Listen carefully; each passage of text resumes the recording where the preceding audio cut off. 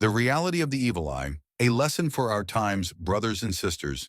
Today I want to delve into a fascinating and often misunderstood topic, the concept of the evil eye, known in Arabic as Ayn.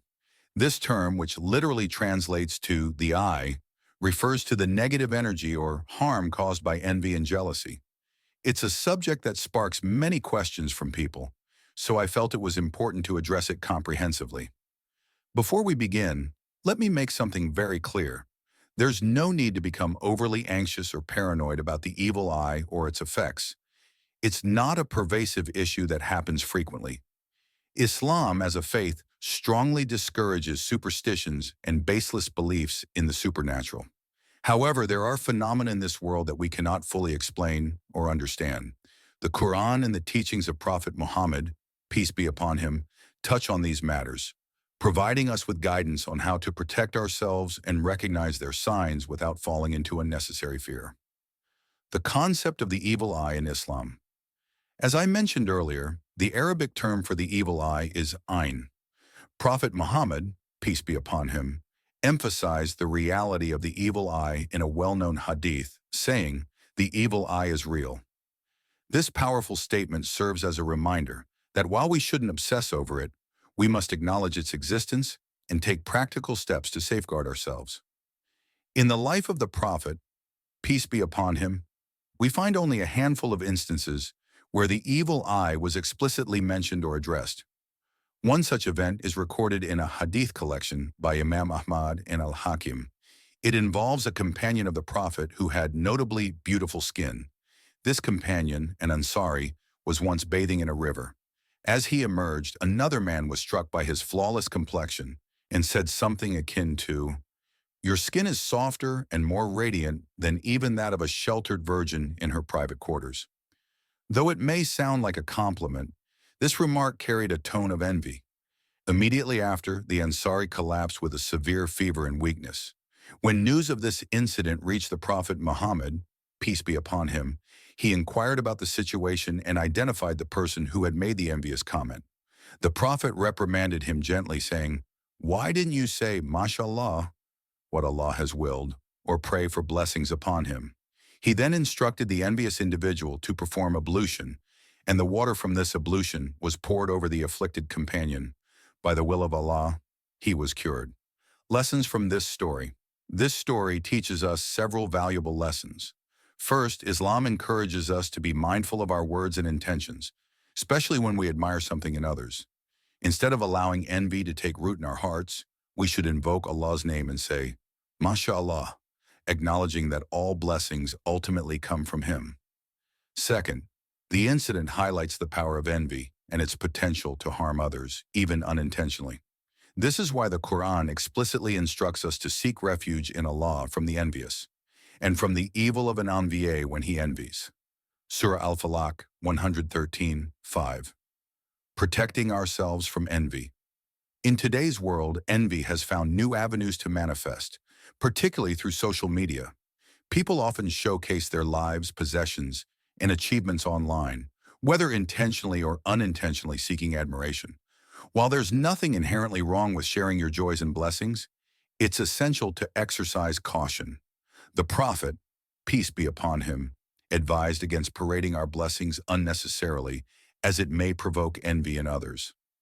This doesn't mean we live in fear or stop celebrating our successes, but rather that we adopt a balanced approach.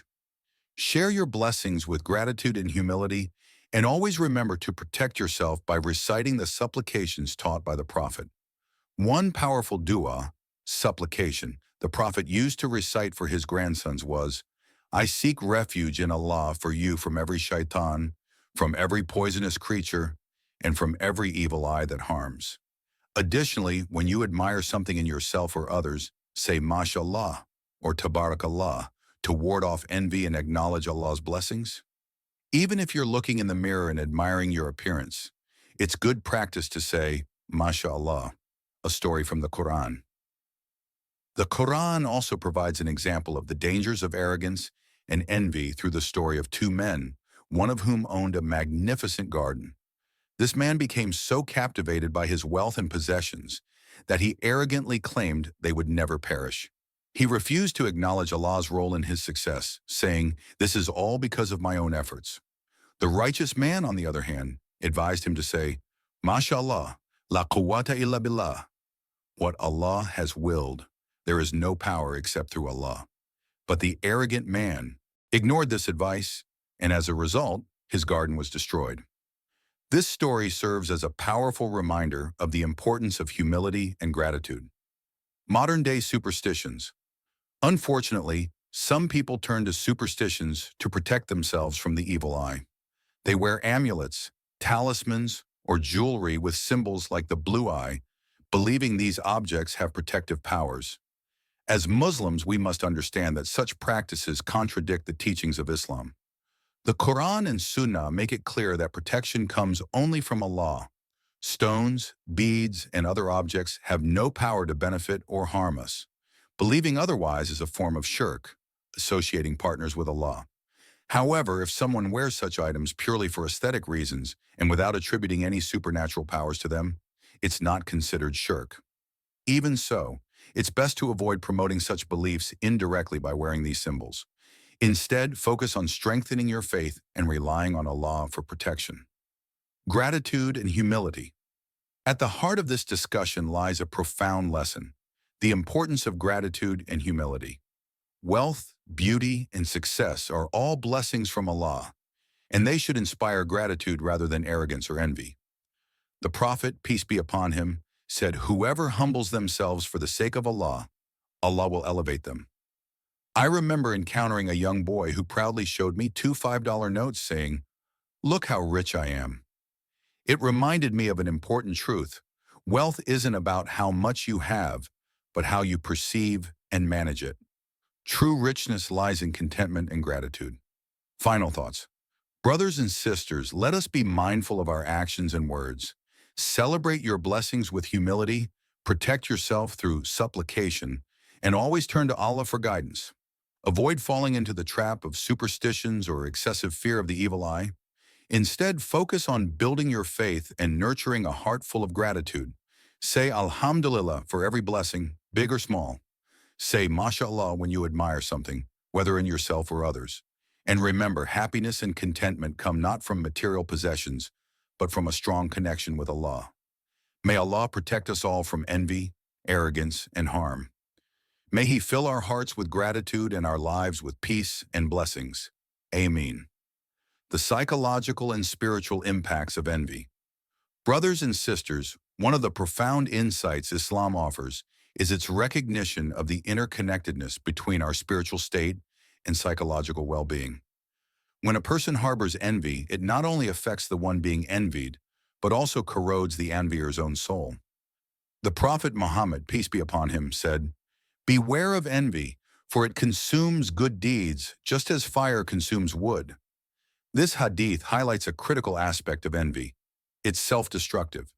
The person who envies others dwells in a state of dissatisfaction, constantly comparing themselves to others and feeling inadequate.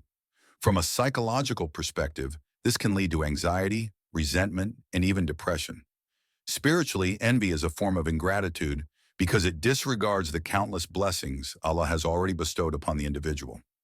Instead of succumbing to envy, Islam encourages us to shift our focus. Reflect on your own blessings, no matter how small they may seem. Make gratitude a daily practice by saying Alhamdulillah for everything in your life, from the air you breathe to the relationships you cherish. Practical steps to combat envy. If you ever find yourself feeling envious, Islam provides practical steps to overcome this negative emotion. Make dua for the person you envy. This might feel counterintuitive, but it's one of the most effective remedies for envy. Pray for the well-being and success of the person you feel envious toward. By doing so, you purify your heart and transform your envy into a positive emotion. Practice gratitude. Make it a habit to list your blessings every day. Gratitude shifts your focus from what you lack to what you have, fostering contentment and peace. Acknowledge Allah's wisdom. Remember that Allah, in His infinite wisdom, distributes His blessings as He sees fit. What may appear as an advantage for someone else could come with its own challenges. Trust in Allah's plan for you. Seek refuge in Allah. Recite the du'as and verses from the Quran that protect against envy and the evil eye. Surah Al-Falaq and Surah An-Nas are powerful chapters for seeking Allah's protection. Social media, a breeding ground for envy. In today's digital age, social media platforms have become a double-edged sword. On the one hand, they allow us to connect with loved ones and share our lives. On the other hand, they create an environment where envy can thrive. Scrolling through a curated feed of perfect vacations, luxurious lifestyles, and seemingly flawless appearances can make anyone feel inadequate. But what we often forget is that social media is a highlight reel, not real life. People rarely share their struggles, failures, or hardships. As Muslims, we should approach social media with mindfulness. Here are a few tips. Limit your exposure. If you find that certain accounts trigger feelings of envy, it's okay to unfollow them. Protecting your peace of mind is more important. Be authentic. When sharing your own life, strive to be genuine. Celebrate your blessings, but avoid boasting or oversharing. Remember the bigger picture. Material possessions and worldly achievements are temporary. True success lies in earning Allah's pleasure and preparing for the hereafter. The role of community in addressing envy. Another important aspect to consider is the role of community in fostering a positive and supportive environment. As Muslims, we are encouraged to celebrate each other's successes and share in each other's joys. The Prophet Muhammad, peace be upon him, said, "None of you truly believes until he loves for his brother what he loves for himself." This powerful hadith reminds us to cultivate a sense of unity and compassion. Instead of envying our fellow Muslims, let's uplift and support them. If someone achieves success, congratulate them sincerely. If someone shares their blessings, make dua for their continued well-being. These small acts of kindness not only strengthen community bonds, but also purify our own hearts. The evil eye in the context of faith. One of the reasons the evil eye holds such significance in Islamic teachings is its connection to faith. Belief in the evil eye is not meant to instill fear, but to reinforce our reliance on Allah. When we seek refuge in Allah from the harm of envy, we acknowledge His supreme power and control over all things. It's also a reminder of the importance of sincerity in our intentions. When we pray for others or admire their blessings, we should do so with a pure heart, free from jealousy. Likewise, when we seek protection from the evil eye, our faith should be rooted in the understanding that Allah alone can shield us from harm. Building resilience against the evil eye. Finally, brothers and sisters, let's talk about resilience. While it's important to protect ourselves from envy and the evil eye, we must also cultivate inner strength. This resilience comes from a combination of faith, gratitude, and humility. Strengthen your connection with Allah. Establishing a regular routine of prayer, Quran recitation, and dhikr, remembrance of Allah, builds spiritual fortitude. The closer you are to Allah, the less you'll be affected by external negativity. Develop emotional intelligence. Learn to recognize and manage your emotions, including feelings of envy. Self-awareness is the first step toward personal growth and emotional resilience. Surround yourself with positivity. Choose friends and companions who inspire you to be a better person. A supportive community can help you navigate challenges and maintain a positive outlook. Focus on the akhirah, hereafter. Remember that this world is temporary. The trials and blessings we experience are tests from Allah. Keep your eyes on the ultimate goal, earning Allah's pleasure and attaining Jannah, paradise. A final reflection. Brothers and sisters, the concept of the evil eye teaches us many lessons about human nature, faith, and the importance of humility. It reminds us to be mindful of our actions, words, and intentions. It encourages us to seek protection in Allah, to cultivate gratitude, and to nurture a heart free from envy. Let's strive to embody these values in our daily lives. By doing so, we not only protect ourselves from harm, but also contribute to a more compassionate and supportive community. May Allah guide us, protect us, and fill our hearts with contentment and peace.